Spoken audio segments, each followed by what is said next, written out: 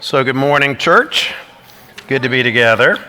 We're going to look at a passage in Hebrews in just a minute.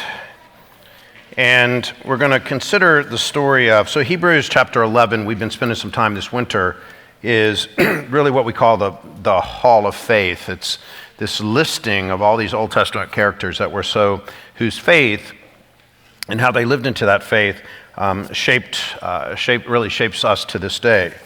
And so one of those characters, one of those figures, one of those people today is Moses. And as if you've been connected to our tradition in any way, you know the great impact that Moses had on his people and to this day impacts not only the Jews but for us as Christians. So Hebrews chapter 11, I'm going to read the first 3 verses in Hebrews 11 today. Now, faith is confidence in what we hope for and assurance about what we do not see. This is what the ancients were commended for. Faith is confidence in what we hope for and assurance about what we do not see. This is what the ancients were commended for. Now, we'll get to Moses in a minute, but Benjamin Garner, our bass player, and I had breakfast this week, and I'm very much a creature of habit in almost every way, especially in the morning. So when I go out, I go to the same restaurant almost always, get the same thing. Actually, I go enough that I don't even order. They just bring it to me. It's just boring, but great.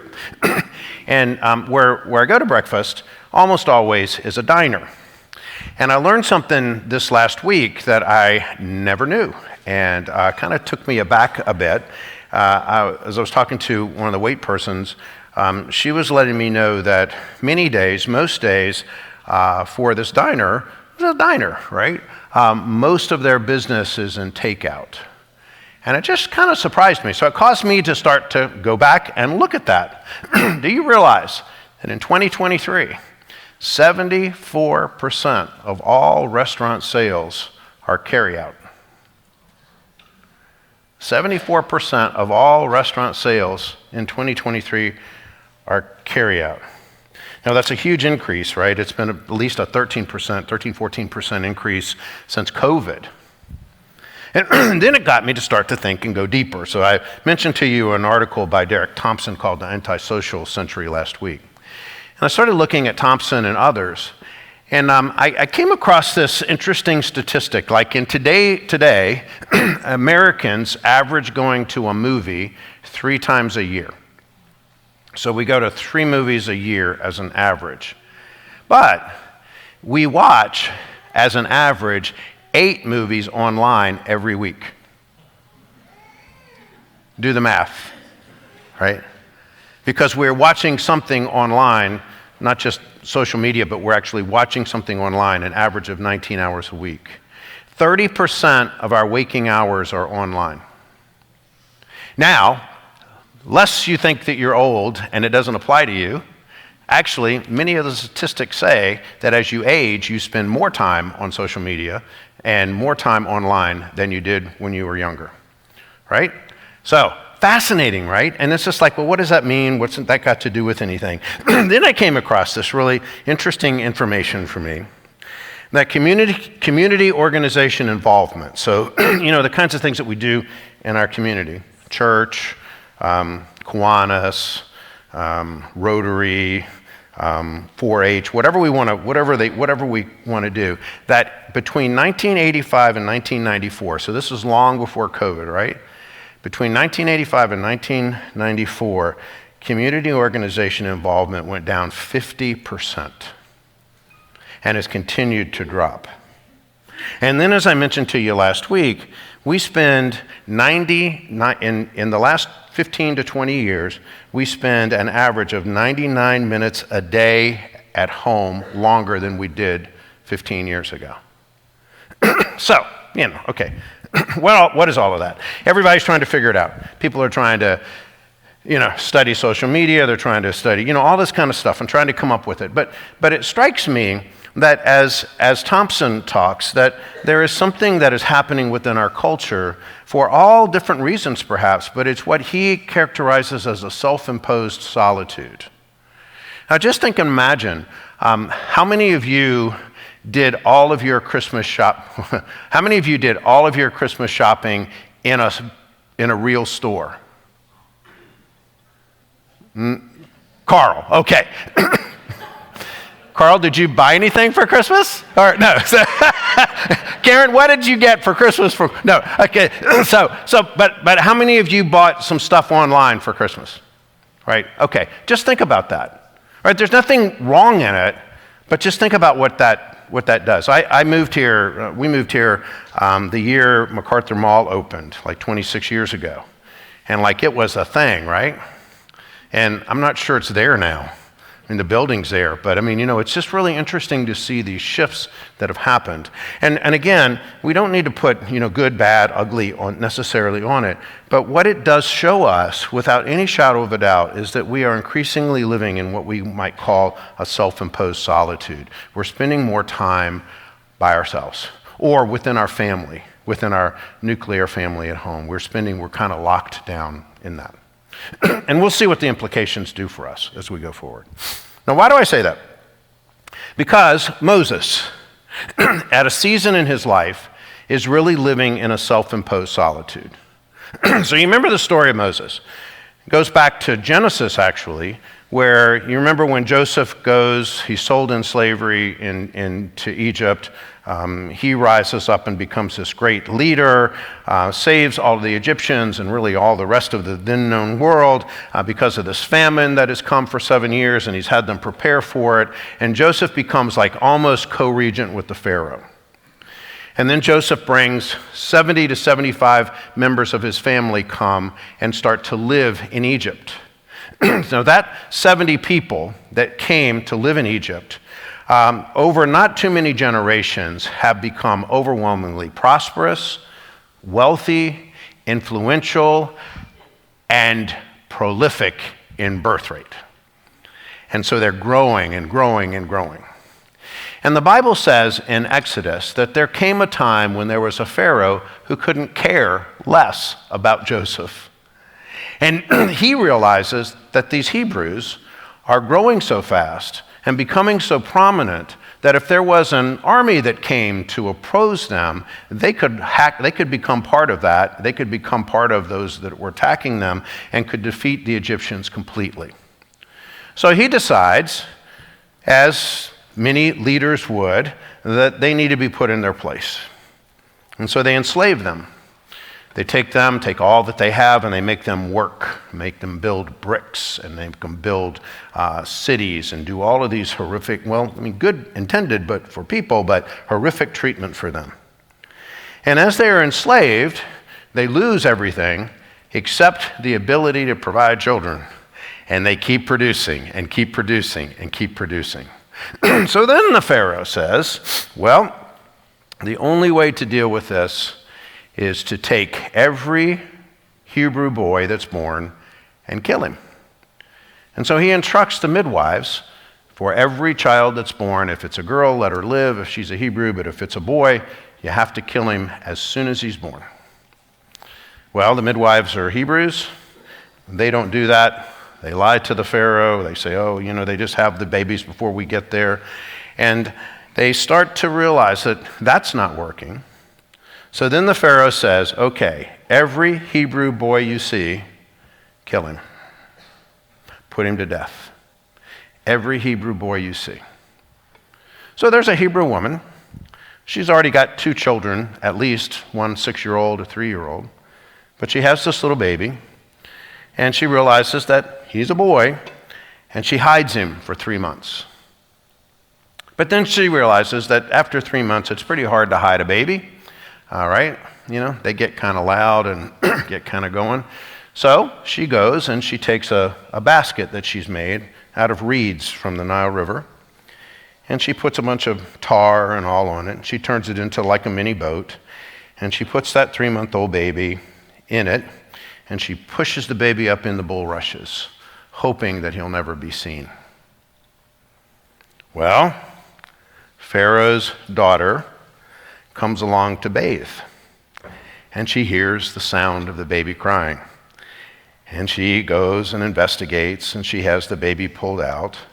And she decides, actually defying her father, that she will take the baby. Well, lo and behold, a 6-year-old girl shows up and says, well, I'm a Hebrew. I could get somebody to care for him if you want. The Pharaoh's daughter says, yeah, do that.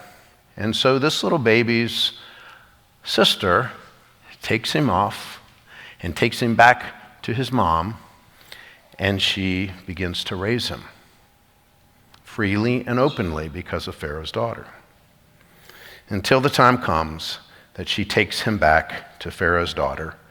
He's gotten through all of the, it's kind of like potty training a puppy, right? He's gotten through those things, and now he comes, and he lives as a Hebrew. He doesn't look like the Egyptians. The Egyptians got a really distinctive look.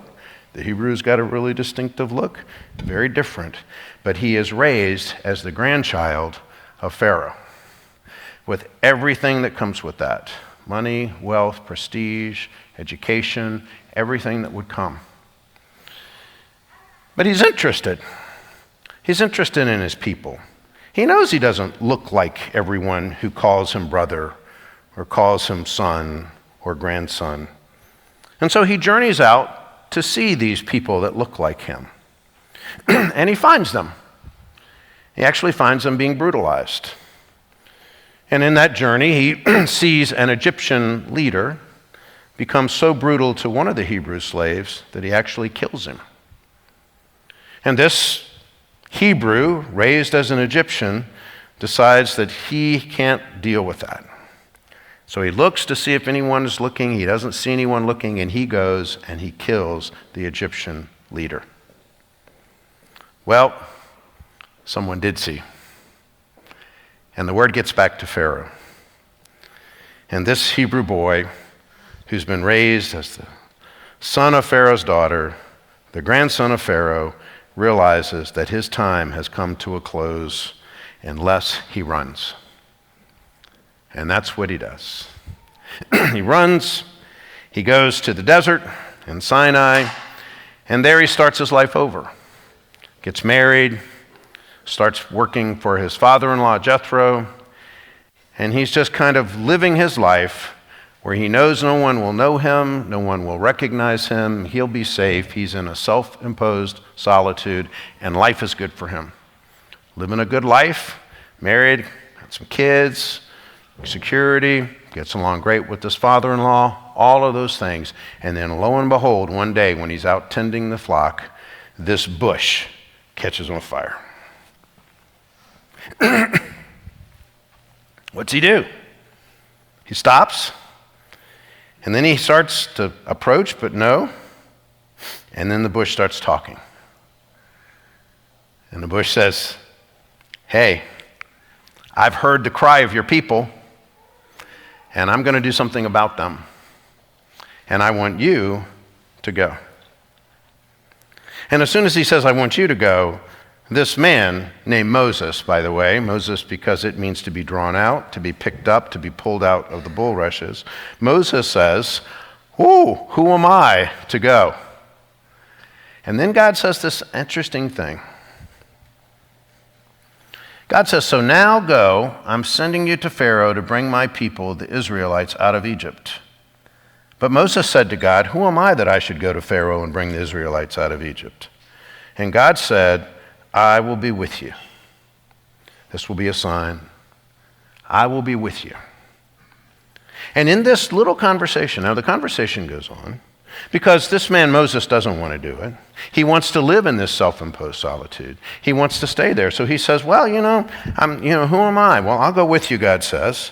He says, yeah, but what if they want to know who you are? I mean, who do I say you are? Like, I don't know you. And he says, well, tell them I am Yahweh. Tell them the Father of your ancestors, of Abraham, Isaac, and Jacob. Tell them that he has sent you. And then Moses says, well, but how will they trust me? How will they know? And God says, you see that staff you're holding? Put your hand on the staff. And as soon as he does, the staff turns into a snake. And he God says, pick the snake back up, and he picks up the snake, and it becomes a rod again. And then God says, well, put your hand in your coat, and he puts his hand in his coat, and as soon as he pulls it out, it's white with leprosy. He says, well, put your hand back in your coat, and he puts it back in, and he pulls it out, and it's perfectly clear. And God's basically saying, don't you think these are enough signs that they'll know it's me? And then he says, but yeah, I don't really speak well. I mean, I'm not a good speaker. I'm not a good public speaker. So, but what about that? He says, well, I'll send your brother with you, the one that's 3 years older than you, the one that's named Aaron. He'll go with you. And God ends up taking out all these excuses, every single thing, because for some reason, he has decided that this murderer is going to go back and redeem his people. And I find it fascinating. It's an amazing story because there's something for this in us. There's something that we can gain from this. And I go back to just those verses.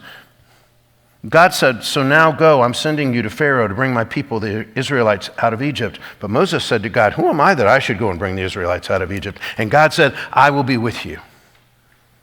And what we come to realize is that when Moses asks about himself, who am I? God answers about God's self. And the thing that we come to recognize is that God calls, yes, the murderer, because it's not about the person, it's about the calling. And the truth for us that's in this story is that as long as it's about you, it will never be about God. As long as it's about you, it will never be about God. And this is the great temptation into which we live, because we have so domesticated our God and our religion and our faith that we have really made it a self-help. We've really said, come to the church and be helped. Come to the church and have your dreams fulfilled. Come to the church and become the person that the best you can be. Come to the church and all of these kinds of things really are about us. How does it help me? What am I getting from it? Oh, I feel so much better. I feel this. And as long as it's about us, it's never going to be about God. And that's what we find in the story of Moses. We find it in all the other stories of calling as well, but it's so beautifully portrayed here. Who am I? I can't do this. I'm not cut out for this. I can't even speak right. But God continually says, I'll be with you. I'll do this. I'll do this. I'll do this. So how do we in our life make it about God? I think there's a couple of things in the story that are absolutely critical for us. The first is this, is that God's call for you in your life is always about something bigger that you think you will never be equipped to do. You've heard me say this a lot, but I cannot tell you how many times people come and meet with me and say, Jim, I want to know if this is God's will. Now, I'm just going to be candid with you. About 70% of that time, when someone says, I want to know if this is God's will, they've already decided it's God's will, and they just need permission. Okay? Not all the time, but about 70%. And here's what almost everyone will say. It's just lining up so perfectly. I've wanted to do this all my life. I've really had this passion for this thing, and now I've gotten the right education for it. I've gotten the right training for it. The doors that just that need to be opened are opened, and the doors that all these other doors are closing, and it just seems like it's just perfectly lined up for me. Is this God's will? And because I read the Bible, I can with integrity say to people, it's about a 98% chance that's not God's will. Because you can't find a story where everything lines up. You can't find it where it's easy. You can't find it where it's like, oh yeah, no, that's, just everything I've always wanted to do. It's all falling in line. It's just all coming together. God's will doesn't work that way. God's call is always about something bigger, about something that you will never feel equipped to do. I'm not ready. I'll never be ready. I don't think I can do it. That's when God's speaking. Because it's still there. Right? Just as it was for Moses. It's not like, well, it happened once, and I thought, no, and I moved on. But God keeps coming back, and keeps coming back, and keeps coming back, and keeps coming back, and keeps coming back. And he meets every answer, and if you're still not ready, you're still not ready. But that's the way God works. And here's the second thing. And listen closely to this, because I think it's really meaningful. I think it's interesting that in the story of Moses and in so many others, how many times God has us backtracking, sends us back to stuff as part of his will. Moses speaks Egyptian. Moses knows everything about Pharaoh's court. Moses is the perfect person in many ways to go back because he's got all of that kind of life experience. But Moses is also a murderer. And he knows he's going to be found out.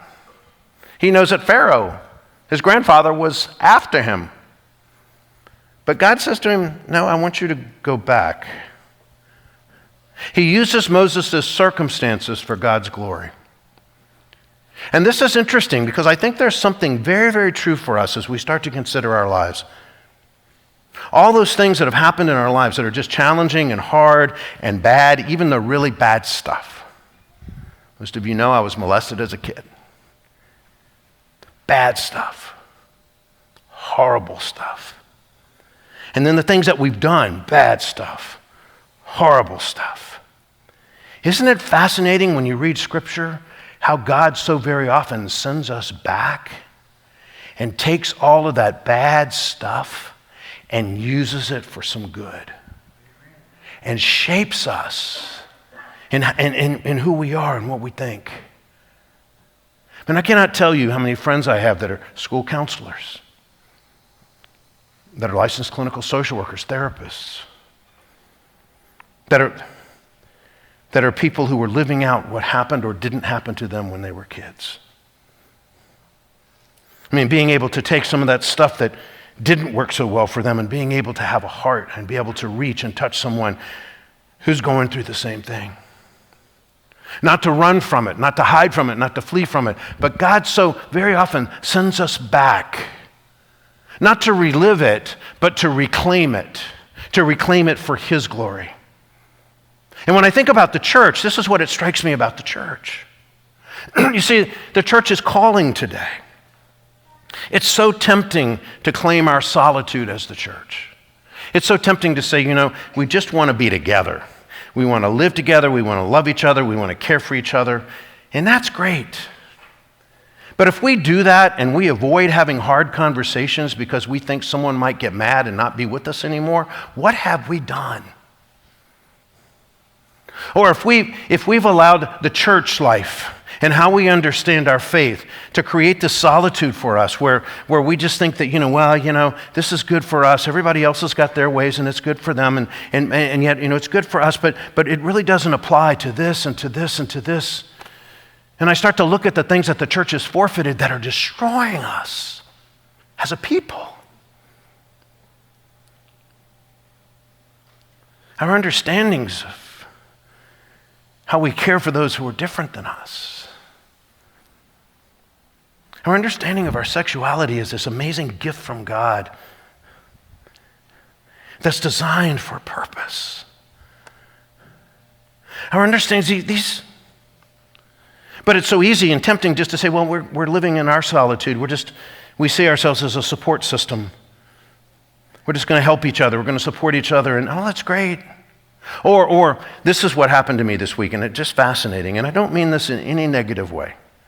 It was just an observation for me. I was with a group of people, church leaders, pastors, others, who really have a heart for those in our community that are what we might say the down and out. And we were talking about what we were doing in partnership together, winter sheltering and the kinds of things that are bringing sort of disparate theological churches together to do something in commonality and all. It's beautiful. And the topic of the city came up. And anytime the city comes up, it's like the government, right? Who is it? But the city comes up. And the topic about what the city is doing to care for people who are experiencing homelessness, or what the city isn't doing in helping people who are experiencing homelessness. And it was a meaningful conversation, and it was important to have, and there was nothing wrong with that. But underneath that was sort of this feeling I got, this kind of feeling that was like, well, this is the real problem. Is the city supposed to do it? The government's supposed to do it. It's the government's job to do it. And we need to be the people that advocate for the government to do it. And I'm all for advocacy. And I'm all about holding accountability, and I'm all about all of those kinds of things. But if that's what we think the best of the church is, we're no longer the church. Because Jesus didn't say, when I was hungry, thirsty, stranger, when I was a sick, naked prisoner, and you had the government care for me. He says, whatever you did for the least of these, you did for me. And there's something about us not believing that the church is the church anymore, that the church is the kingdom of heaven on earth, that the church has the power. The church, Peter, on this confession, on this rock, on the church, I will hurl it against the gates of hell, and not even hell. Oh, this is who we are as the people of God. We're not a support system and an advocacy group. Yes, we do that. But that doesn't define us. You see, the thing that we come to realize, if we truly believe in the church, if we truly believe in this word, we come to recognize that any solution of God, if it is of God, it will involve our doing it. It will involve our hands, our hearts, our heads, our spirits. And yes, we will partner with anyone who wants to pursue those causes of righteousness and justice. But the call is for us, not for the government, for the city. Yes, accountability, yes. But the call is on us. When Jesus speaks the Beatitudes in the 5th chapter of the Gospel of Matthew, you remember what Jesus says? Only once does he say, you're children of God. You remember that? You know what makes us children of God? He said, blessed are the peacemakers, for they shall be called the children of God. You know, he doesn't say, blessed are those who want peace. Blessed are those who want the city to bring peace. Blessed are those who want the government to bring peace. Blessed are those who pray for, who crave, who desire, who want, who all just want peace. He said, blessed are those who make peace, for they shall be called the children of God. You see, any solution that's of God. God didn't come to Moses and say, Moses, I saw what happened. I've seen this. And I just want you to know while you're out here, I'm going to set those people free. No, Moses, I want you to go. I want you to go back. I want you to go into it. And when I start to look at the things that happen through the church, the things that are overwhelmingly powerful for the kingdom, it overwhelms me. You hear so much about what we do in Kenya with Holy Family Center, with Nazareth Hospital, with Joy Village.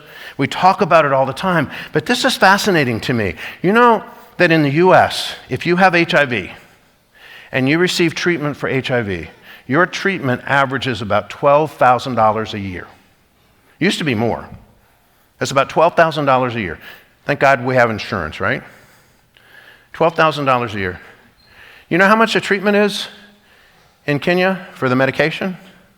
$76 a year. You know why? Because of the church. Dick and Judith Brown, members of our congregation. Dick broke through a line of Kenyan soldiers, personally walked through them while they were armed, and went to a plane and unloaded a plane with HIV medications that were coming from India that broke a patent. He wasn't employed by the government. He wasn't employed by just good people. He was a church. And when the church comes together and when the church works together, we start to realize that, yes, the U.S. government has done so much for HIV/AIDS, and it needs to continue to do that. More than 25 million people that are on treatment from the U.S. government.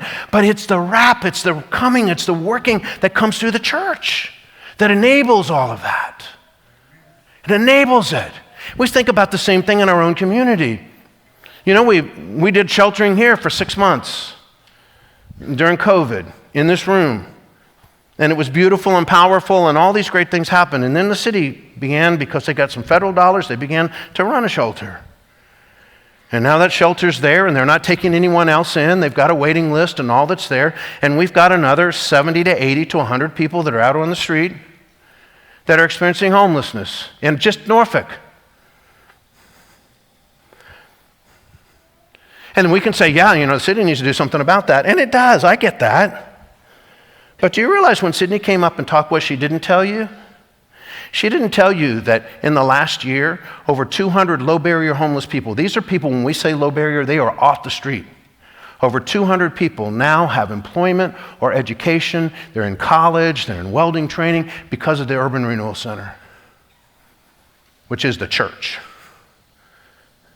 She didn't tell you that last year she wants you to be able to donate some furniture and to be able to have like a truck brigade with these guys that can help her unload and load and move all of that stuff, right?